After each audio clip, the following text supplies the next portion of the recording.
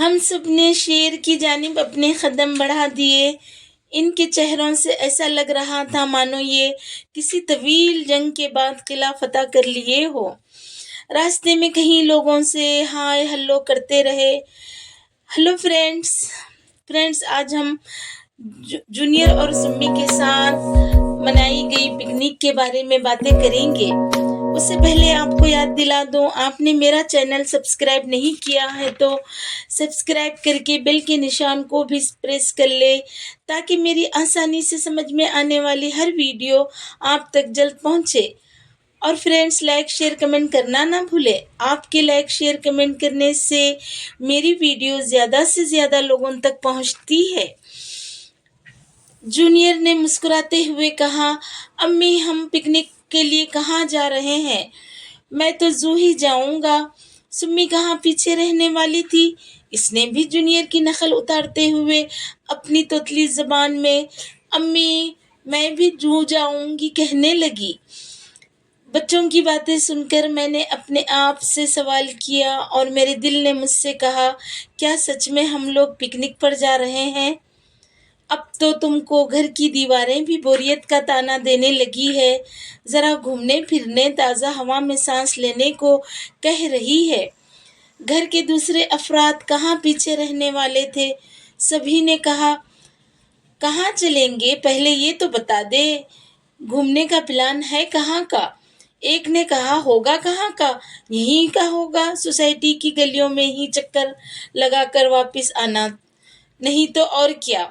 دوسرے نے کہا، ہاں میں ہاں نہ ملاتے اور کہا، ہم لوگوں کی پکنک تو گھر کی شاپنگ ہوتی ہے یا پھر۔ اتنے میں جونیئر نے کہا، نہیں امی ہم لوگ زو ہی جائیں گے۔ سمی نے بھی جونیئر کے ساتھ امی امی کرنے لگی۔ میں نے بھی سوچا چلو آج واقعی سب کو زو لیے جاتے ہیں۔ جیسے ہی سوچ نے لفظوں کا جامہ پہنا، سب نے شور مچایا، ہاں زو ہی جائیں گے۔ لو بھائی چلو زو جانے کی تیاریاں شروع ہو گئی۔ مانو ایسے کہ جنگ کا سائرن بج گیا اور سب فوجی جنگ کے میدان میں اتر آئے۔ جونیئر اور سمی کی بے چینی بڑھنے لگی۔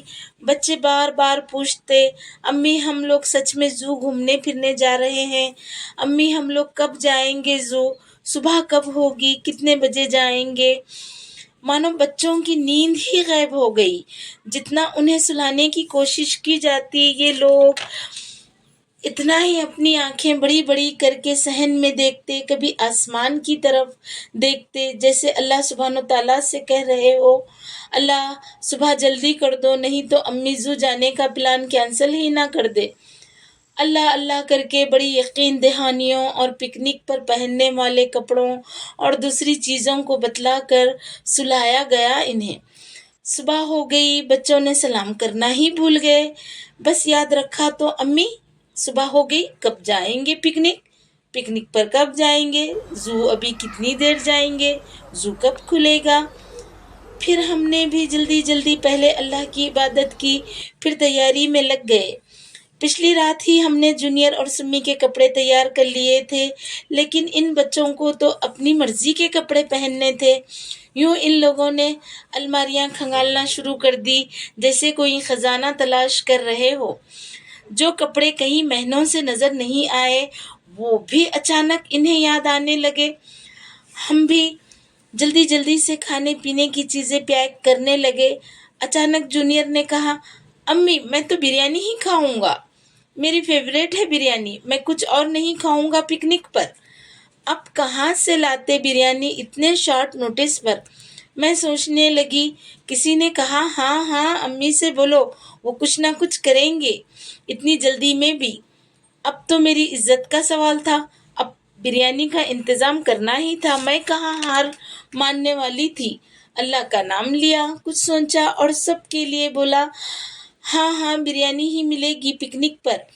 یوں ہم سب تیار ہونے لگے جیسے کسی پریزیڈنٹ نے ہمیں دعوت دی ہو اور ہمارے استقبال کے لیے لوگ بے چین بے قرار ہمارا انتظار کر رہے ہو۔ تمام راستے جونیئر اور سمی کی بس ایک ہی رٹ رہی، امی کب آئے گا زو، امی کتنی دیر ہے زو، کتنی دور ہے، کیا زو کھل گیا ہوگا، سب اینیمل جاگ گئے ہوں گے۔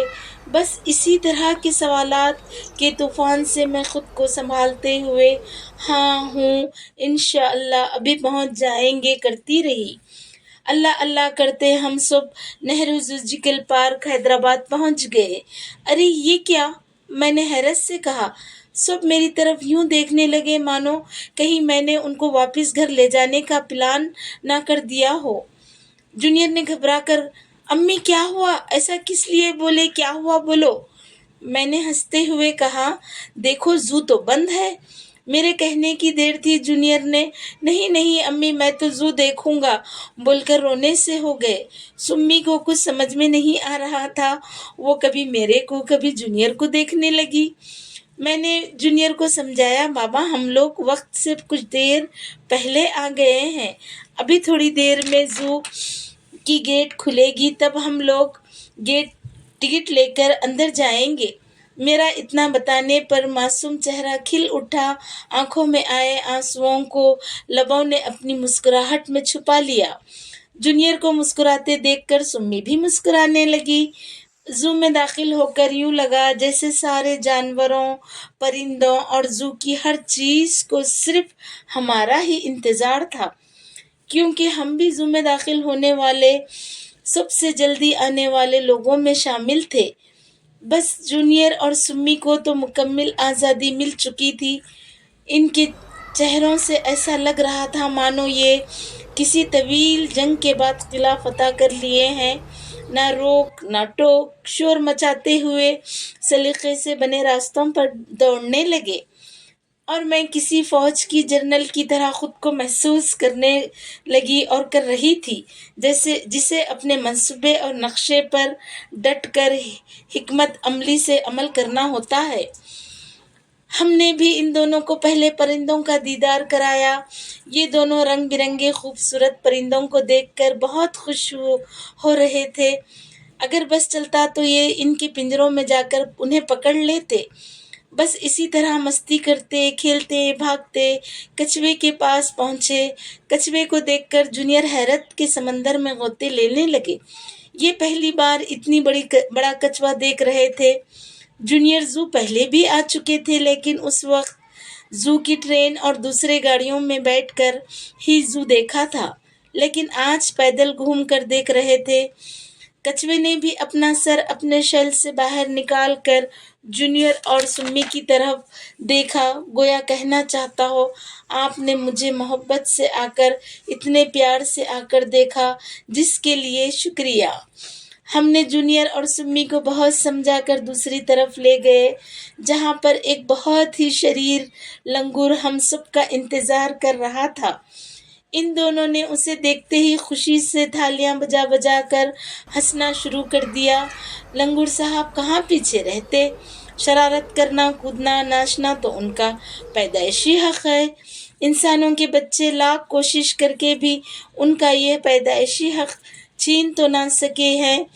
ہاں، اپنی کچھ شرارتوں کی وجہ سے ان کے نام کو اپنے اضافی ناموں میں شامل ضرور کر لیے ہیں۔ ایسے ہی جونیئر اور سمی کو لنگور نے اپنے پنجرے کے قریب پایا تو کچھ ڈرانے والے انداز میں آوازیں نکالنے لگا۔ میں نے سمجھا بچے ڈر جائیں گے، اللہ کی پناہ یہ کہاں ڈرنے والے تھے، لیکن نہیں، یہ کہاں ڈرنے والے تھے، بلکہ جونیئر اور سمی بھی اس جیسی ہی آوازیں نکالنے لگے، جسے سن کر لنگور بھی خوشی سے کودنے لگا، اپنے ہاتھ بار بار پنجرے پر مارنے لگا، ادھر سے یہ آوازیں نکالتے، ادھر سے وہ آوازیں نکالتا، ادھر سے یہ لوگ تھالیاں بجاتے، ادھر وہ اپنے پنجرے پر ہاتھ مارتا۔ یہ جگل بندی بند ہونے کا نام لے ہی نہیں رہی تھی۔ میں نے ہی بیزار ہو کر دونوں کو ناشتہ کرانے کے لیے وہاں سے ہٹا کر لے گئی۔ بہت ہی خوبصورت کے سامنے فرینڈز ہمیں صاف ستھری جگہ مل گئی، جہاں دور دور تک کوئی انسان نہیں تھا۔ بس اس پوری جگہ پر وقتی طور پر ہی صحیح ہمارا راج تھا۔ ہم نے کھانا نکالا تو لو شروع ہو گئی بہانے بازیاں، ہم یہ نہیں کھائیں گے، وہ نہیں کھائیں گے، بس ہم یہ نہیں کھائیں گے، بس نظریں تو سمی کی چاکلیٹ اور بسکٹ پر ہی اٹک گئی۔ بہت منتوں کے بعد ان دونوں نے ناشتہ، بلکہ یوں کہنا درست ہوگا بقدر بادام کیا۔ پھر ہم سبھی نے بھی ان دونوں کی تقلید میں ناشتہ بقدر بادام کیا۔ اتنے میں زو کے ذمہ داران بھی یہاں آ گئے جہاں ہم بیٹھے تھے۔ انہوں نے بہت بڑی بالٹی میں جو کچھ لائے تھے وہ ہمارے بازو میں بنے منی تالاب میں ڈال دیا۔ بس ادھر بالٹی انڈیلی گئی، ادھر جھاڑیوں میں نہ جانے کہاں کہاں چھپے بیٹھے بہت ہی خوبصورت پرندوں کے جھنڈ نکل باہر آئے، اور وہ بھی اپنی چونچ میں کچھ پکڑتے مست ہو کر ہوا میں جھول جاتے، اور درختوں کی شاخوں پر بیٹھ کر جو کچھ اپنی چونچ میں پکڑ کر لائے کھاتے۔ کھانا ختم کرتے ہی میٹھی اور سریلی آوازوں میں چہچہاتے سرگوشیاں کرنے لگتے۔ میں نے فرینڈز پہلے ہی بتایا تھا، ہمیں بیٹھنے کے لیے بہت خوبصورت منظر کے پاس جگہ ملی تھی، اور ہم سب نے آرام سے جب تک ہمارا دل چاہا وہاں بیٹھے رہے۔ وہاں سے اٹھ کر ہم آگے بڑھے تو بچوں کو بٹر فلائی ہاؤس نظر آ گیا۔ وہاں جا کر ان دونوں نے بہت دھوم مچائی۔ حسب روایت ویڈیو اور فوٹوز لیے گئے۔ 11 بج چکے تھے اور اسکول کے بچے بھی آنے شروع ہو گئے۔ ان میں سے چند لڑکیوں نے جونیئر اور سمی سے باتیں کرنے لگی۔ ان دونوں نے اپنا اپنا نام بتایا۔ نہ جانے ان لوگوں میں کیا باتیں ہوتے رہی، وہ بھی ہنستے رہے، یہ بھی ہنستے رہے اور باتیں کرتے رہے۔ نہ وہ لوگ ان کو چھوڑتے، نہ یہ لوگ ان کے پاس سے ہٹنا چاہتے۔ ان لوگوں سے مجھے بہت زبردستی سے ان دونوں کو ان کے پاس سے ہٹانا پڑا اور بائے کہنے کو کہنا پڑا، جو بڑی مشکل سے یہ دونوں بائے کر کے ہٹے۔ 11 بج چکے تھے لیکن دھوپ کافی تیز ہو چکی تھی۔ میں نے سب سے کہا، اب چلو گھر واپس چلتے ہیں۔ یہ سننا ہی تھا، جونیئر کی ناراضگی شروع ہو گئی اور وہ بھاگ بھاگ کر ادھر ادھر چھپنے لگے، کہنے لگے آپ میری فیورٹ امی نہیں ہیں۔ میں نے بھی کہا جاؤ، میں بھی تم سے ناراض ہوں، تو وہ جلدی سے میرے پاس آ کر امی میں مذاق کرا بول کر ہنسنے لگے اور سوری بولے۔ سمی کو یہ سب کیا ہو رہا ہے سمجھ میں آ بھی رہا یا نہیں پتہ نہیں، مگر جونیئر جیسا کرتے رہے، بس ان کی ہاں میں ہاں ملانا ان کا بس یہی کام ہوتا ہے۔ میں نے جونیئر سے کہا، دیکھو دھوپ کافی بڑھ رہی ہے، گرمی کی وجہ سے تم دونوں پسینے سے پہلے ہی بھیگ چکے ہیں اور پبلک بھی بڑھ رہی ہے، احتیاط بھی ضروری ہے، ہم صرف شیر دیکھ کر واپس ہو جائیں گے۔ بڑی مشکل سے جونیئر نے بات مانی اور ہم نے شیر کے پنجرے کی طرف اپنے قدم بڑھا دیے۔ شیر کے پنجرے تک پہنچتے پہنچتے ان دونوں نے نہ جانے کتنے لوگوں سے ہلو ہائے کرتے رہے، اور یہ ساتھ میں بتانا نہیں بھولے کہ ہم شیر دیکھنے جا رہے ہیں، ہم شیر کو دیکھیں گے۔ لو بھائی، شیر کے محل کے سامنے ہم سب حاضر ہو گئے۔ ان دونوں کی بے چین نظریں بادشاہ کو ڈھونڈنے لگی۔ امی! خوشی میں ڈوبی ہوئی ایک چیخ میری سماعت سے ٹکرائی۔ کیا ہوا؟ میں نے پوچھا۔ امی وہ دیکھو شیر وہاں پر بیٹھا ہوا ہے، وہ دیکھو وہ سفید رنگ کا شیر۔ ہاں بابا نظر آ گیا۔ چلو امی وہاں اس کے پاس جا کر سامنے دیکھتے ہیں۔ سمی بھی اپنی تتلی زبان میں امی شیر دیکھو، وہ دیکھو امی شیر دیکھو بول بول کر دونوں ہنس رہے تھے۔ مجھے ایسا لگا ان کے چہروں کو دیکھ کر شاید سب بچوں کے لیے یا ہم سب کے لیے ناممکن چیز ہی فیورٹ ہوتی ہوگی شاید۔ فرینڈز، زو تو ہم لوگ 5% بھی نہیں گھومے، لیکن کافی وقت ہم وہاں گزار چکے تھے۔ دھوپ بھی بڑھ چکی تھی۔ مجھے ایسا محسوس ہونے لگا بچوں کی خوشی پر تھکان اور دھوپ غالب آ رہی ہے۔